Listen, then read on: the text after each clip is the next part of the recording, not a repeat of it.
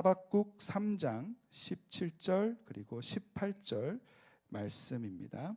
제가 읽도록 하겠습니다. 무화과 나무에 과일이 없고 포도나무에 열매가 없을지라도 올리브 나무에서 딸 것이 없고 밭에서 거두어 드릴 것이 없을지라도 우리의 양이 없고 외양간에 소가 없을지라도 나는 주님 안에서 즐거워하련다. 나를 구원하신 하나님 안에서 기뻐하련다. 오늘 오버커머 시리즈가 이제 다음 주로 마감을 합니다. 10월 마지막 주로 다음 주를 마지막으로 오늘이 26번째 시간인데 오늘 하박국이라는 제목으로 불의한 세상에 살면서 놓쳐서는 안 될 세 가지에 대해서 함께 여러분들과 말씀을 나누려고 합니다. 여러분, 하박국 그는 어떤 사람이었습니까? 그는 주전 7세기 남한국 유다에서 활동한 선지자입니다. 여러분, 그가 누구인지 한마디로 설명한다면 저는 이렇게 설명하고 싶습니다. 하박국은 참 질문이 많은 사람, 하나님을 향해서 정말 질문이 많았던 선지자라고 소개하고 싶습니다. 여러분, 우리 가운데도 참 질문이 많은 분들이 계시지 않습니까? 이 하박국 선지자를 보면 아마 굉장히 큰 위로가 되는 것 같습니다. 질문은 여러분 잘못된 것이 아닙니다. 하나님을 향해서 질문을 가질 때 우리가 정말 하나님을 더 알게 되는 놀라운 축복이 있게 되는 것이죠. 여러분, 시편 1편 6절의 말씀에 보시면 이런 말씀이 있습니다. 의인의 길은 주님께서 인정하시지만 악인의 길은 망할 것이다 라고 말씀하십니다. 의인의 길은 주님께서 인정하시지만 악인의 길은 망할 것이라는 이 하나님의 말씀. 그렇지만 하박국 선지자가 살고 있었던 그 당시 여러분 이 유다 땅에서는 여러분 이 말씀이 실제로 적용되지 않은 것처럼 하박국 선지자는 느꼈습니다. 그래서 하박국 선지자는 하나님께 질문하는 것이죠. 하나님, 왜 의인이 잘 되는 것이죠? 하나님, 왜 의인이 안 되는 것이죠? 왜 악인이 오히려 득세하고 흥왕하고? 하나님, 왜 악인이 망해야 되는 것 아닙니까? 하나님의 말씀대로? 그런데 왜 하나님은 이 악인이 득세함에도 불구하고 왜 가만히 계시는 것이죠? 왜 침묵하고 계시는 것이죠? 저는 도무지 이해가 되지 않습니다. 그래서 하박국은 하나님을 향해서 계속해서 질문하기 시작합니다. 여러분, 우리가 이 세상에 살면서 우리 안에도 이런 동일한 질문을 할 때가 있지 않습니까? 우리가 경험하고 우리가 살아가고 있는 우리의 일터와 세상에서 들려오는 수많은 뉴스들을 보면서 우리도 역시 우리 속에 하나님 왜 침묵하십니까? 이런 질문이 우리 속에 있지 않습니까? 하박국서는 바로 1장과 2장을 통해서 하나님을 향한 이 하박국의 질문과 이에 대한 하나님의 답변으로 진행되고 있습니다. 하박국의 첫 번째 질문은 무엇이었습니까? 그 첫 번째 질문은 1장 2절부터 4절까지의 말씀입니다. 제가 말씀을 읽어드리겠습니다. 살려달라고 부르짖어도 듣지 않으시고 폭력이다 하고 외쳐도 구해주지 않으시니 주님, 언제까지 그러실 겁니까?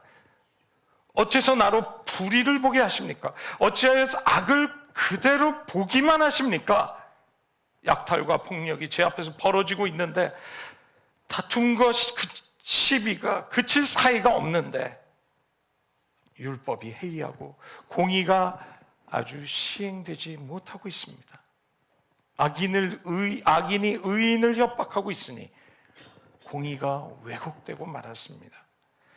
여러분, 하박국은 자신이 목격하고 있는 이 수많은 유다 땅의 불의에 대해서 침묵하고 계시는 하나님께 지금 질문하고 있습니다. 여러분, 하나님 불의와 악행이 난무하고 있는데 하나님 어떻게 이렇게 관여를 안 하실 수가 있죠? 왜 악인을 멸하시고 있지 않습니까? 그는 마치 하나님을 방임죄로 기소하는 검사와 같이 하나님을 향해서 호소하고 있는 것입니다. 이런 하박국의 질문에 대해서 하나님의 첫 번째 답변은 무엇이었습니까? 여러분, 5절부터 11절까지의 말씀입니다.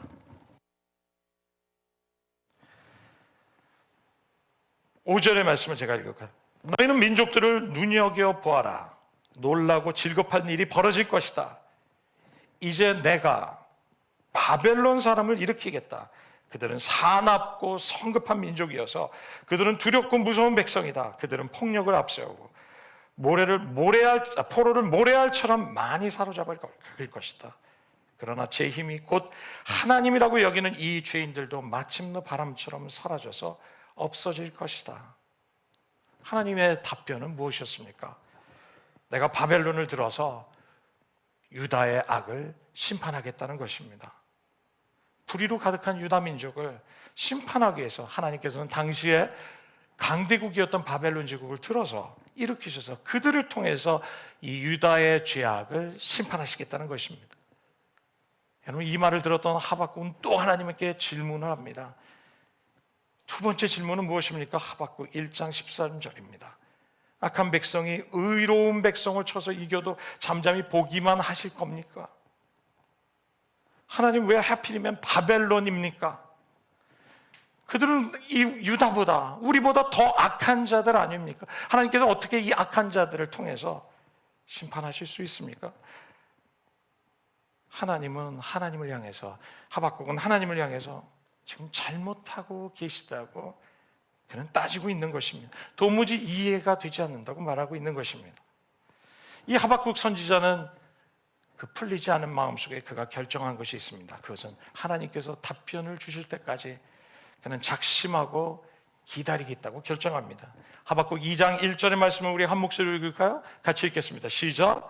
내가 초소에 서서 망대의 자리를 잡고 주께서 내게 무엇을 말씀하실지, 내 호소에 주께서 뭐라고 응답하실지 지켜보겠습니다. 그는 보초처럼 서서 지키겠다고 얘기합니다. 답을 들을 때까지 포기하지 않고 기다리겠다고 그는 결정하면서 그는 고집부리는 태도를 보이기 시작합니다. 이런 하박국의 질문에 대해서 하나님께서는 두 번째 답변을 하십니다. 그 답변은 무엇이었습니까? 그들도 망할 것이다. 그들도 심판을 당할 것이다. 하박국서 2장 8절 9절의 말씀입니다. 내가 수많은 민족을 털었으니, 이것은 무엇이냐면 너라는 것은 바벨론 민족을 향한 하박국의 예언입니다. 내가 수많은 민족을 털었으니 살아남은 모든 민족에게 이제는 내가 털릴 차례다. 내가 사람들을 피 흘려 죽게 하고 땅과 성읍과 그 안에 사는 주민에게 폭력을 휘두른 탓이다. 그들이 너를 보고 내 집을 부유하게 하려고 부당한 이득을 탐내는 자야. 높은 곳에 둥지를 틀고 재앙에서 벗어나려 하지만 너는 망할 것이다. 너는 바벨론을 의미합니다. 이 하나님은 하박국 선지자에게 분명하게 답변하시는 것이죠. 이 바벨론마저도 자기 힘을 과시하고 악을 행하는 그들의 교만으로 인해서 오히려 그들이 침략하고 빼앗은 나라들로부터 도리어 약탈당하는 운명이 되고 망하게 될 것이라는 것을 하나님께서 예언하십니다. 말씀하십니다. 하나님은 분명하게 말씀하시는 것이 하박국 2장 2절 3절에 계속해서 말씀하십니다. 주님께서 나에게 답변하셨습니다.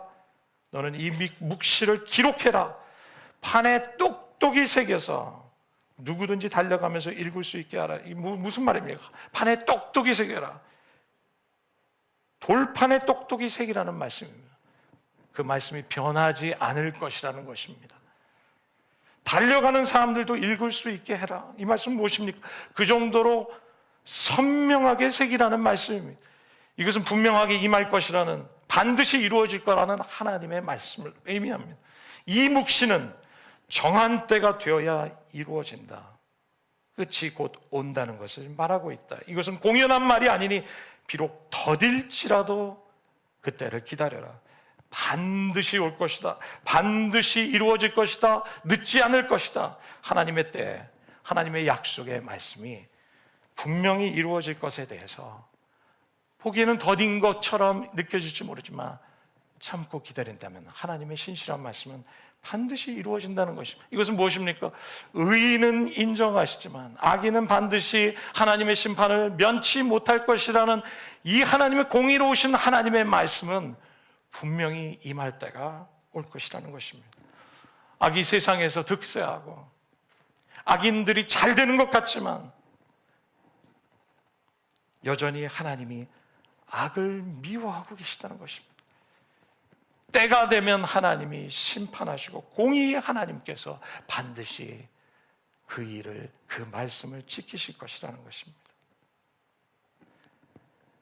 하나님께서는 이런 하박국에게 계속해서 이런 세상, 앞으로 올 세상에 대한 소망을 보여주시는데 그것이 바로 하박국 2장 14절의 말씀입니다. 여러분 많이 들었던 말씀 아닙니까? 같이 한 목소리 읽어볼까요? 시작. 마치 물이 바다를 덮는 것 같이 여호와의 영광을 아는 지식이 세상에 가득할 것이, 물이 바다를 덮은 것 같이 여호와를 아는 지식이 충만한 세상이 올 것이다 라고 말씀하십니다. 더 이상 악이 없는 세상, 하나님의 영광을 인정하고 하나님을 인해서 충만한 그런 미래의 세상, 그것은 바로 다가올 하나님 나라가 이 땅에 올 것에 대해서 하나님은 하박국에게 소망을 주시고 계시는 것이죠. 하박국은 이 하나님의 응답을 들으면서 그는 불의한 세상 가운데 임하실 하나님의 나라에 대해서 소망하고 있었던 것입니다.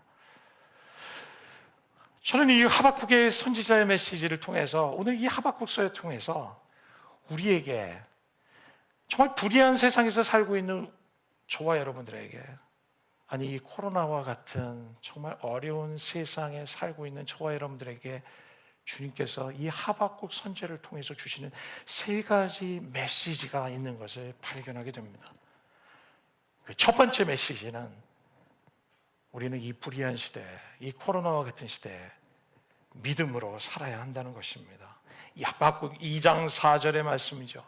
의인은 믿음으로 말미암아 살리라. 의인은 무엇으로 말미암아 살리라고요? 믿음으로 말미암아 살아야 한다고 말해요.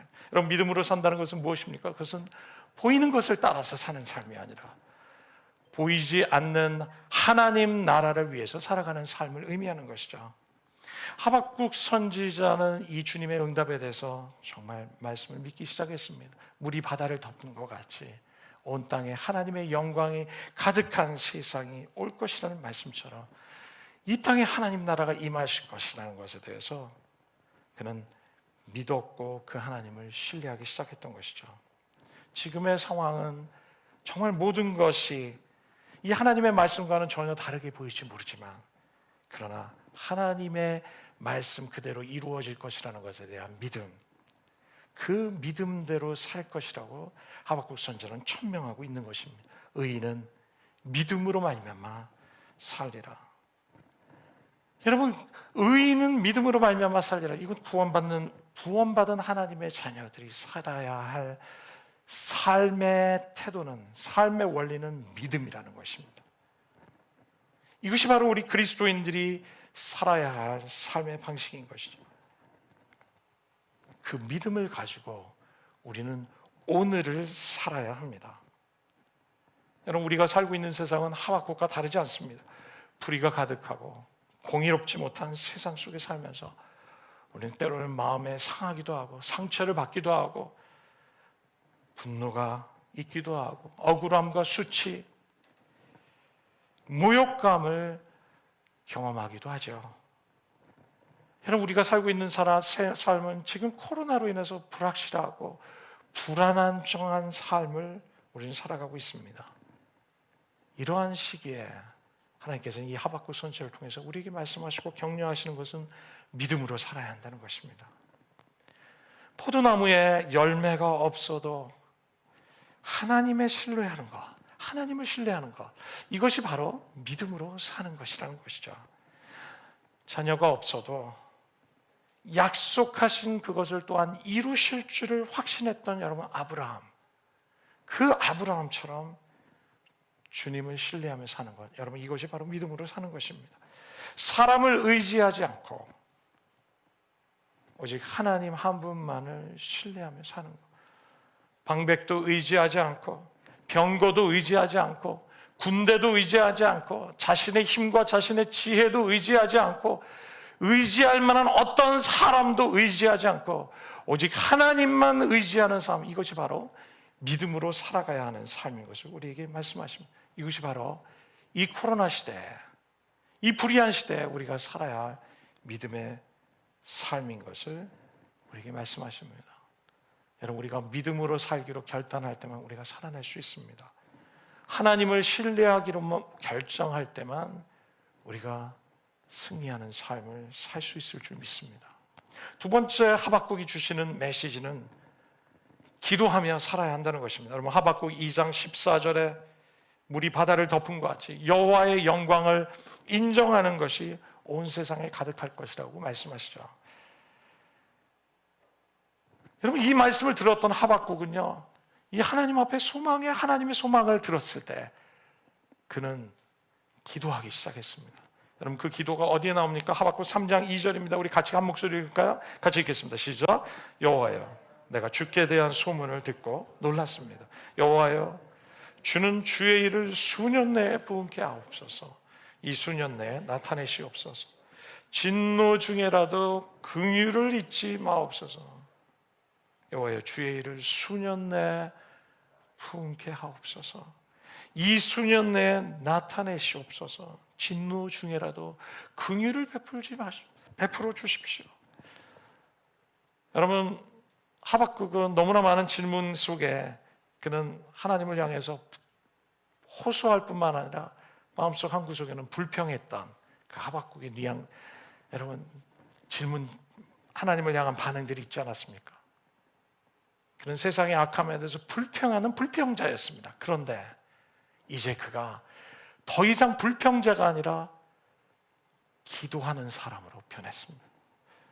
기도하는 기도자가 되기 시작했습니다. 주님, 주의 일을, 주님의 약속을 들었을 때, 주님이 이 땅 가운데 임할 하나님의 부흥을 말씀하실 때 그는 그것을 가지고 기도하기 시작해서 하나님, 주님의 말씀 그대로 수년 내에 이 땅에 그런 일이 일어나게 해주십시오.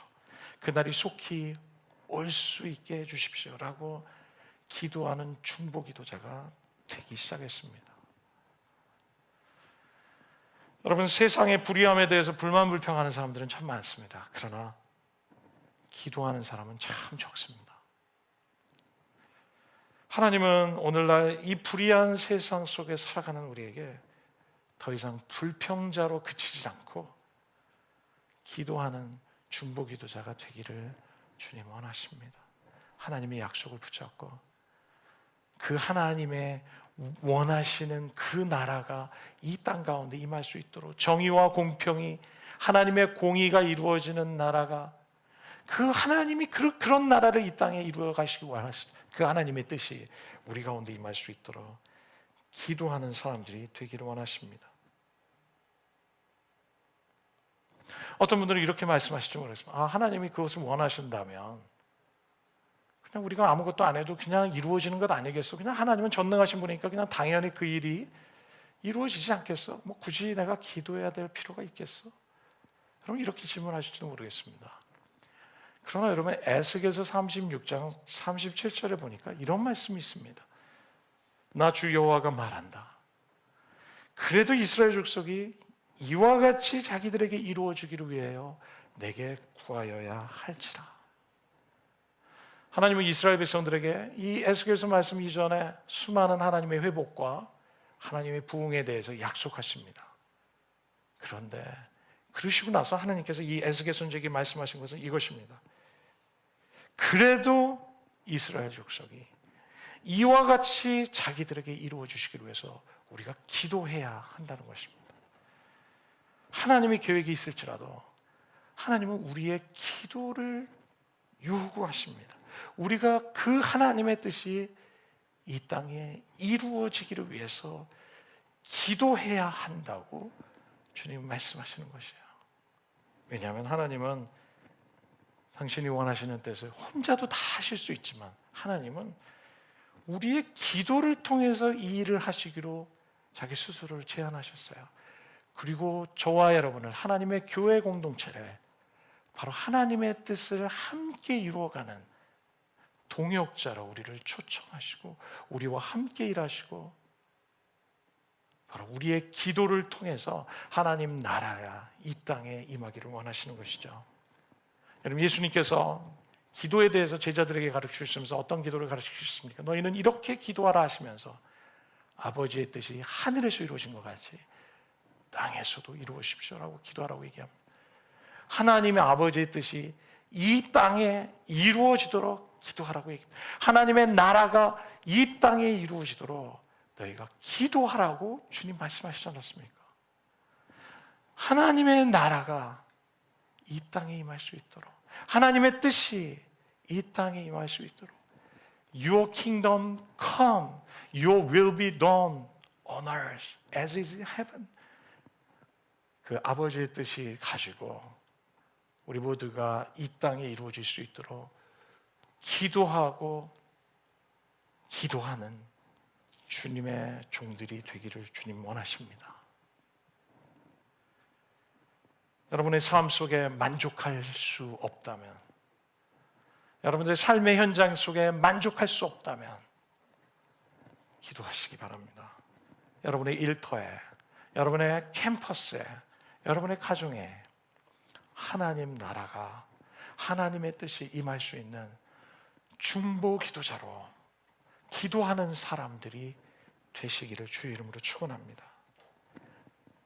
우리가 그렇게 기도할 때 하나님은 주님의 뜻과 주님의 나라가 이 땅 가운데 임하도록 우리를 사용해 주실 것입니다. 지금은 기도해야 할 때입니다. 지금은 우리 모두가 기도해야 할 때입니다.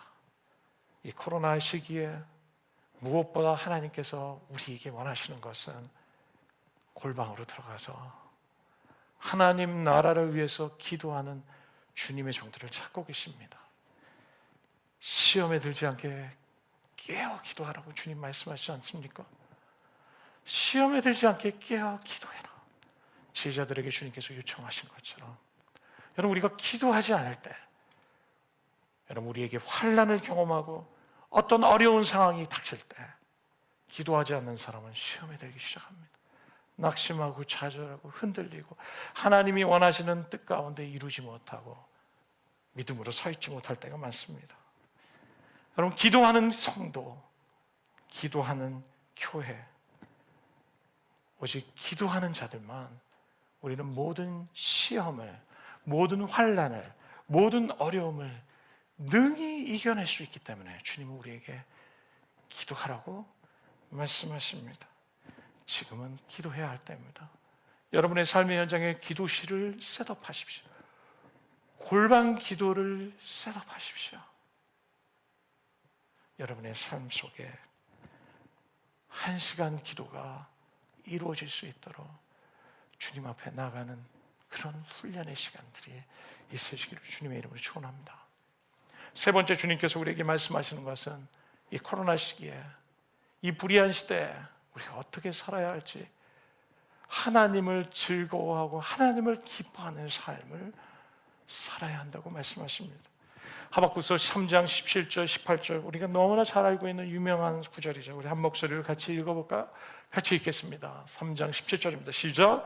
비록 무화과 나무가 무성하지 못하고 포도나무에 열매가 없고 감람나무에 수출이 없고 밭에 먹을 것이 없고 우리의 양이 없고 외양간에 소가 없을지라도 나는 여호와로 말미암아 즐거워하며 나의 구원의 하나님으로 말미암아 기뻐하리로다. 여호와로 말미암아 즐거워하며 나의 구원의 하나님으로 인하여 기뻐하리로다.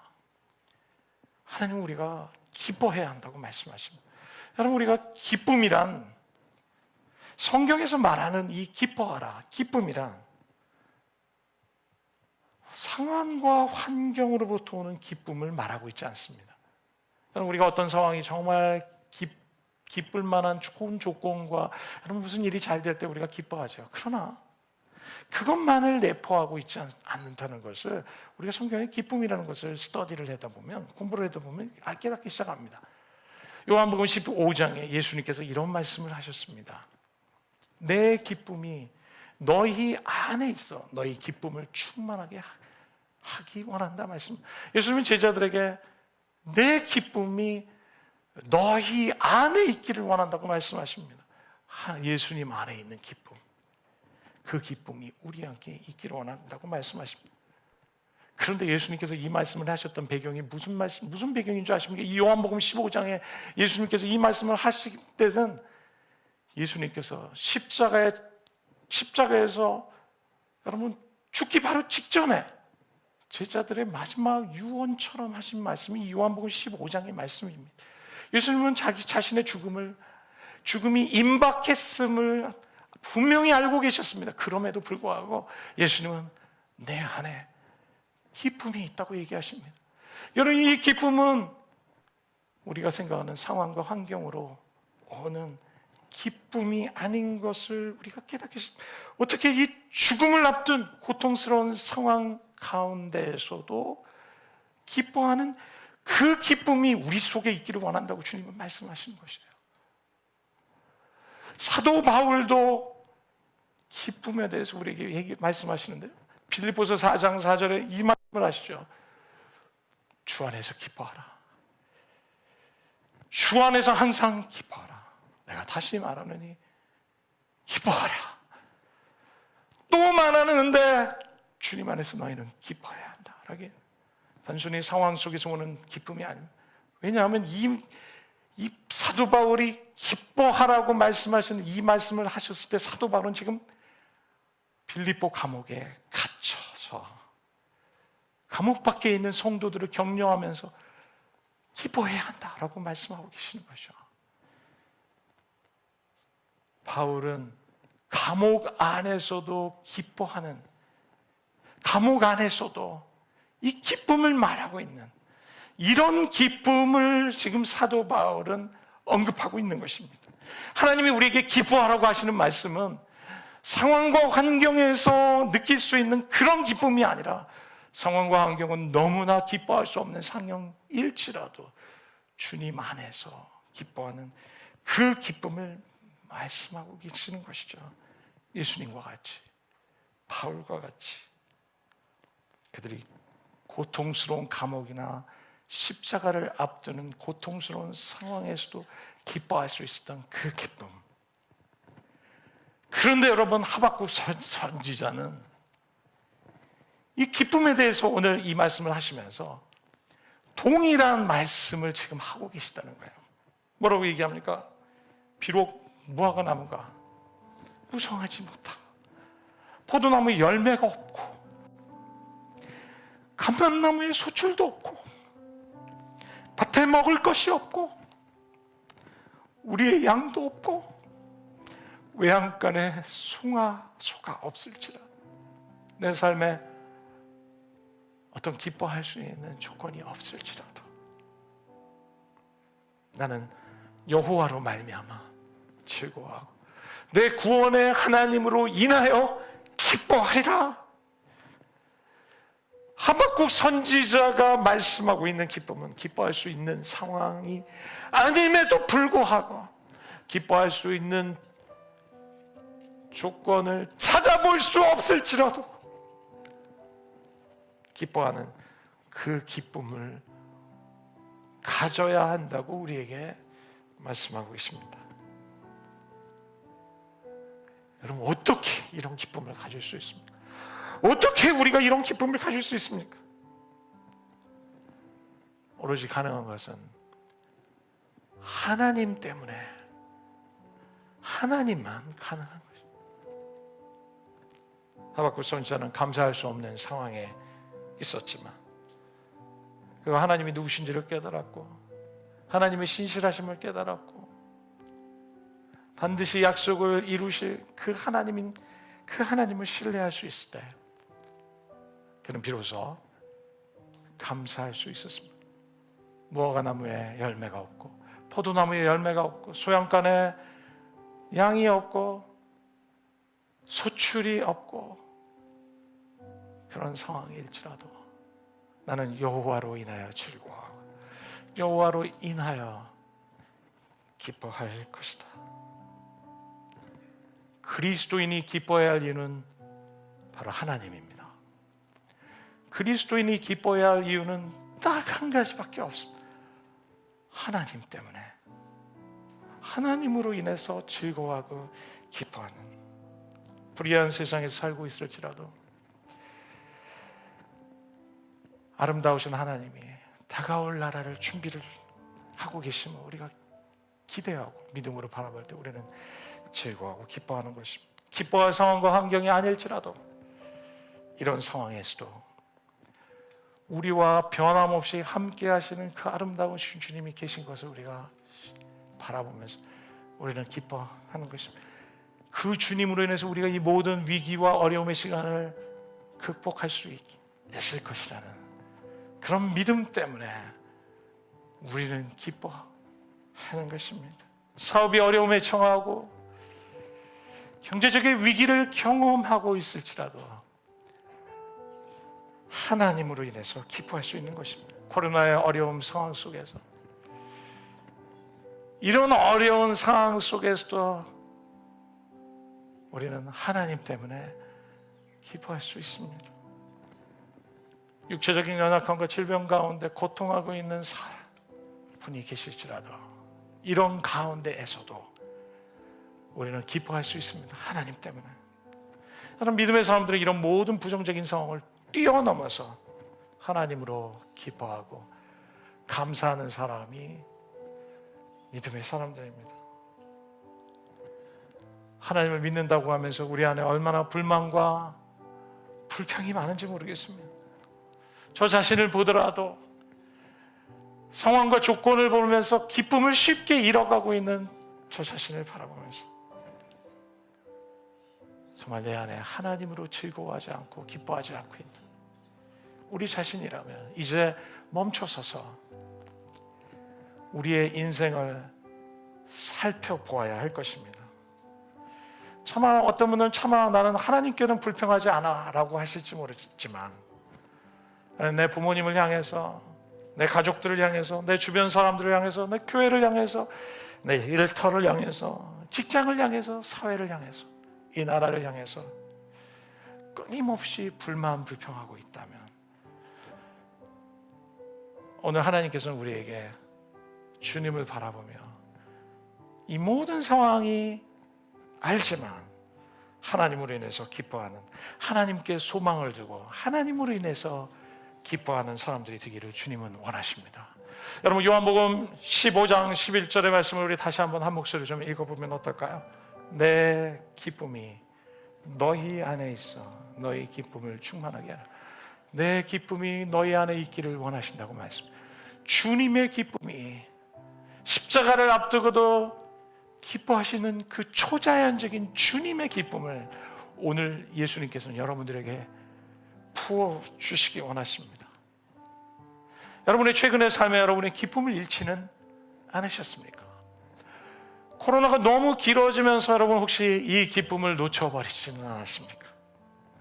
여러분의 상황과 환경이 어려운 상황 속에서 이 시간을 지나가면서 놓치지 말아야 할 이 기쁨을 여러분 놓쳐버린 분이 계시지는 않습니까? 오늘 하나님께서 이 기쁨을 저와 여러분 안에 회복시켜 주시기 원하십니다. 상황 따라, 환경 따라 업 앤 다운 하면서 영향받는 사람이 되지 마십시오.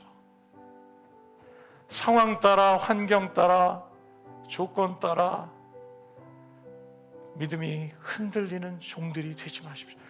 잠시 흔들릴지 모르지만 다시 하나님을 소망하며 살아계신 하나님께 참된 소망을 두며 하나님이 이 모든 위기를 극복하게 하시고 하나님이 약속을 시작하신 하나님, 착한 일을 시작하신, 우리 인생의 착한 일을 시작하신 하나님께서 끝까지 이루실 그분을 신뢰하며 주님을 소망하며 나가는 저와 여러분이 되시기를 주님의 이름으로 축원합니다. 상황 때문에 기뻐하지 못한다고 하십니까? 그렇다면 하나님 때문에 기뻐하십시오. 하나님 때문에 기뻐하십시오. 항상 기뻐하라. 쉬지 말고 기도하라. 범사에 감사하라. 이는 그리스도 예수 안에서 너희를 향하신 하나님의 뜻이니라. 주님, 우리가 항상 기뻐하기로 결정하고 원하십니다. 그래서 우리는 하나님 앞에 예배하면서 찬양하면서 이런 고백을 해야 됩니다. 하나님, 제가 제 상황은 이렇지만 제가 주님을 기뻐하기로 저는 오늘 결정합니다. 하나님, 저희가 이런 어려운 상황 가운데 있지만 저는 주님을 기뻐할 것입니다. 주님은, 기쁨은 상황과 환경을 뛰어넘는 믿음의 결정입니다. 이것이 바로 믿음으로 사는 자의 믿음의 태도인 것입니다.